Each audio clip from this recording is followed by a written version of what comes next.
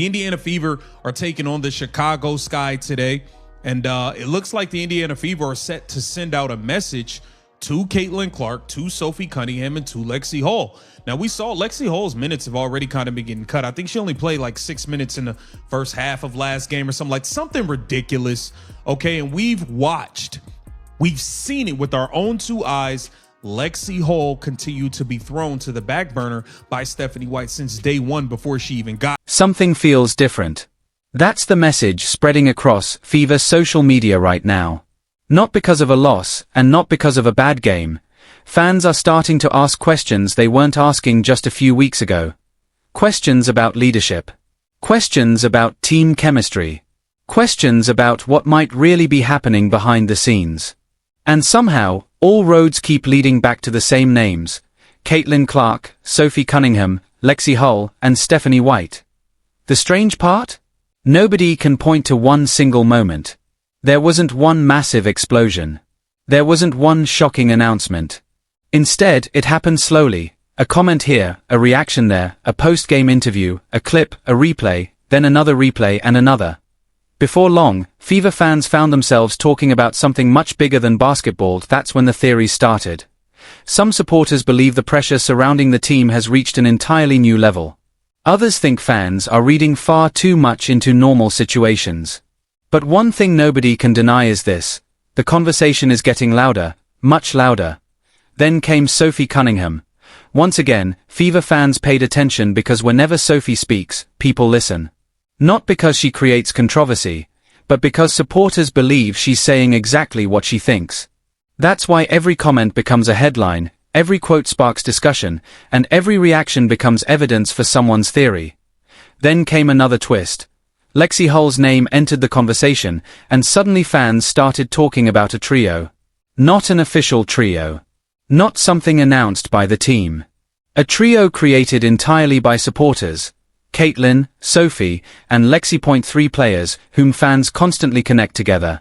3 players who seem to appear in every Fever discussion. 3 players at the center of countless debates.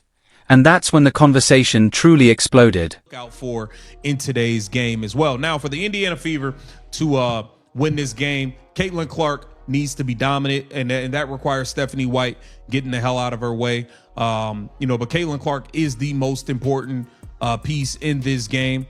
We need Caitlin Clark to be aggressive. I'm looking for an absolute Clark show, baby. I'm looking for a Clark show today.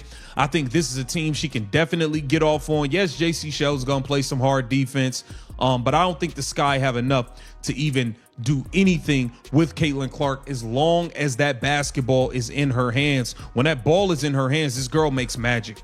This girl literally makes magic with that basketball in her hands, and I think it is an absolute travesty that the Indiana Fever keep trying to take the ball out of her hands and put it in Kelsey Mitchell's hands, and then claim they're running stuff off ball for Caitlin Clark when you're not running anything off ball for her, and you got the ball in somebody's hands and Kelsey Mitchell who ain't gonna pass the damn ball anyway.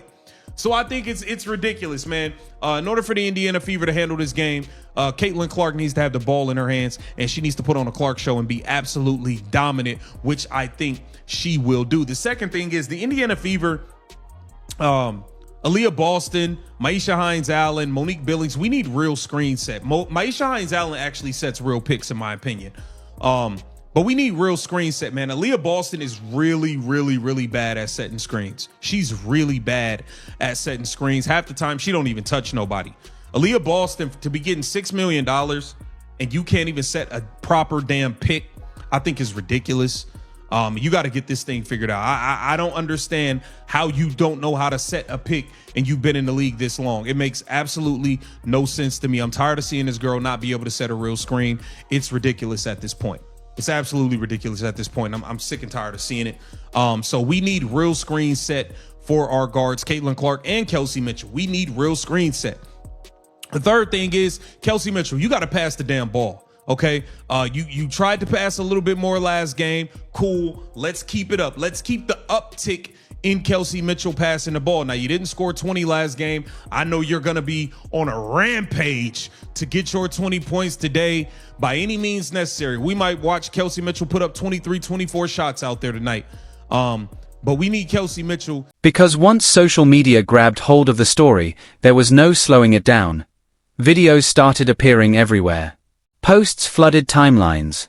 Fans began analyzing every interaction, every reaction, and every single moment. What started as simple discussion quickly turned into something much bigger. Then Stephanie White found herself at the center of the conversation once again. Some supporters rushed to defend her. Others criticized her decisions. And many simply wanted answers. But regardless of where people stood, one thing was clear. Everyone was talking. Then something even more surprising happened. The conversation expanded far beyond Indiana. Suddenly, people outside the Fever fan base were paying attention. Basketball pages, podcasters, sports commentators, and even national media outlets all seemed fascinated by the story. Not because anyone had all the answers, because nobody did. Mystery creates attention. And right now, there may be no bigger mystery in the WNBA than the questions surrounding the Indiana Fever. That's why this story continues to grow. Every day brings a new theory. Every game sparks a new debate. And with each passing moment, the conversation only gets louder. White, her entire face changes. And then it changes back. Once she gets past Stephanie White. Clark, you can see she celebrates with Sophie Cunningham, smiles at Sophie Cunningham, and then immediately when she looks at Raven Johnson and Stephanie White, the smile immediately goes away. Look at her, smiling, sees the bench. Boom. Oh my gosh. My replacement is here to replace me. Yep. You hear what Venom said? By the way, Venom Reacts. Go subscribe. Shout out Venom. Did you hear what he said? My replacement's here to replace. I still believe they drafted her to replace her. Because I think Stephanie White believes that she better fits her team. Again, why in the world would you ever draft a point guard in the first round when you just took one 2 years earlier? Now look at this. Look at her face. Look at Caitlin Clark's face right here. I couldn't even enjoy my moment without my coach subbing me out because it makes me look bad on national television that I can't close out defensive possessions with my team. Christy Size tried that in 2024. One of my first games watching the WNBA, which made me think as a casual fan of the WNBA that, hey, Caitlin Clark can't play defense, which I had to learn. Like, wait, she's not actually the worst defender on the team. So as you can see, the smile went away, gave Raven a whatever 5. Gave Stephanie White, couldn't even make eye contact with White. Couldn't even make eye contact with your coach. I mean, this is the same coach that hugged you when you made an assist to Kelsey Mitchell during a momentum run, but now she can't even make eye contact with you, nor you can't make eye contact with her as well. Just pure disgust. But now... Look how her face changes back. This is very interesting. Every interview creates a new debate. And somehow every debate circles back to the same question. What exactly is happening? That's the question Fever fans keep asking, and so far, nobody seems to have a clear answer. What people do have, however, is speculation, a lot of speculation.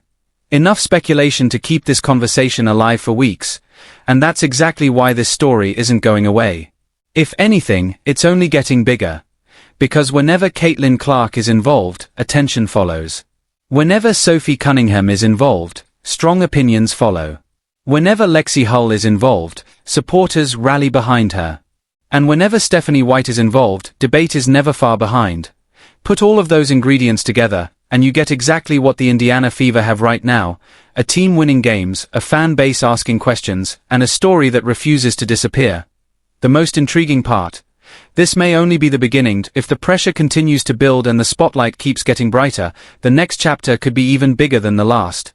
And judging by the reaction from Fever fans, everyone is already waiting to see what happens next.